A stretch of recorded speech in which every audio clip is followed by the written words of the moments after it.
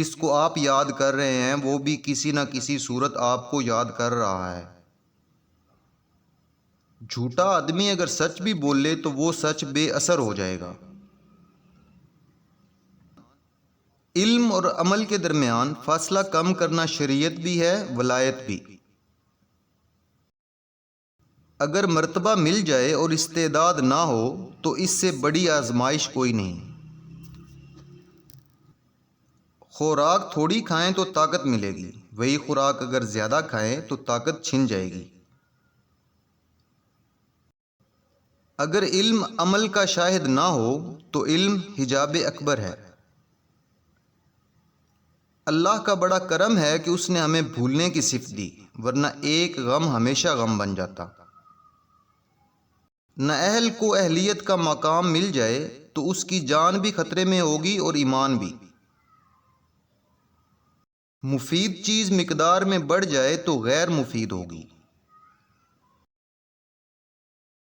گناہ گار کا گناہ عاجزی پیدا کر رہا ہو تو وہ بچ سکتا ہے۔ چھوٹی نیکی کو کبھی چھوٹی نیکی نہ سمجھنا اور چھوٹے گناہ کو کبھی چھوٹا گناہ نہ سمجھنا۔ آج اتنا مشکل دور ہے کہ اس میں نیکی نہیں ہو سکتی، پھر بھی مساجد بھری پڑی ہیں۔ بدی کا موقع ہو اور بدی نہ کرو تو یہ بہت بڑی نیکی ہے۔ اللہ کے خوف سے اپنی زندگی سے وہ کام نکال دو جو اللہ کے خوف کا باعث ہو سکتا ہے۔ اگر ایک ہاتھ اللہ کے لیے رکھ دو تو سارا وجود ہی اللہ کا ہو جائے گا۔ دو راستوں میں سے ایک چننا پڑتا ہے، دعا کرو کہ ایک ہی راستے کا سفر ملے۔ پیسہ آتا ہے غرور دینے کے لیے اور جاتا ہے مسکینی دے کر۔ آپ کی قیامت اس دن آ جائے گی جس دن آپ نہیں ہوں گے۔ دعا کرو تم اس عبادت سے بچ جاؤ جس میں اللہ کا قرب نہ ملے۔ شیطان اس لیے شیطان بنا کہ اس نے عبادت کو تو مانا لیکن معبود کو نہیں مانا۔ اگر اللہ معاف کر دے تو گناہ کیا ہے، اگر اللہ نامنظور کر دے تو نیکی کیا ہے۔ اگر آپ نے کسی کو قبول نہیں کیا تو سمجھ لیں کہ کسی نے آپ کو قبول نہیں کیا۔ اپنے آپ کو بد نصیب کہنے کے گناہ سے بچتے رہو۔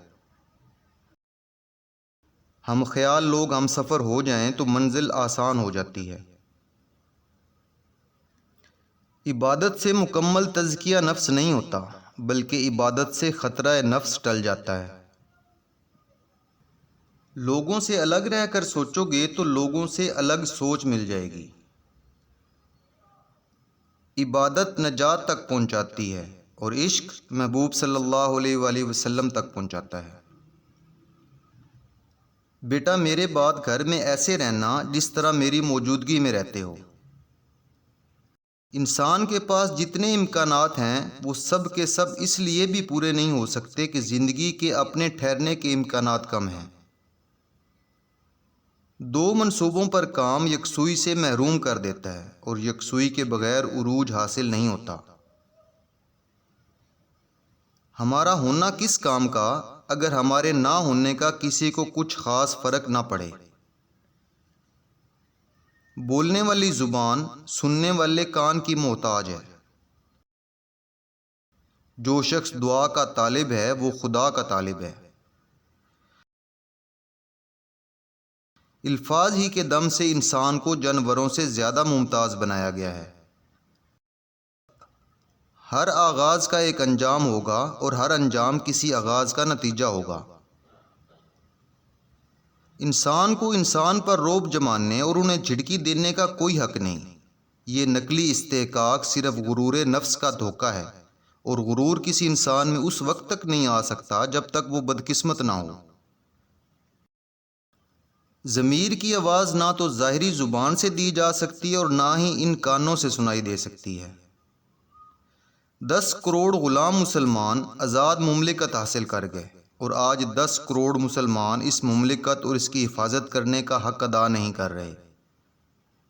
جب تک ہم والدین کے گھر میں رہتے ہیں ہم خوش رہتے ہیں، اور جب شومئی قسمت اسی مکان میں ماں باپ ہمارے گھر میں رہنے لگیں تو ہم اچھا محسوس نہیں کرتے۔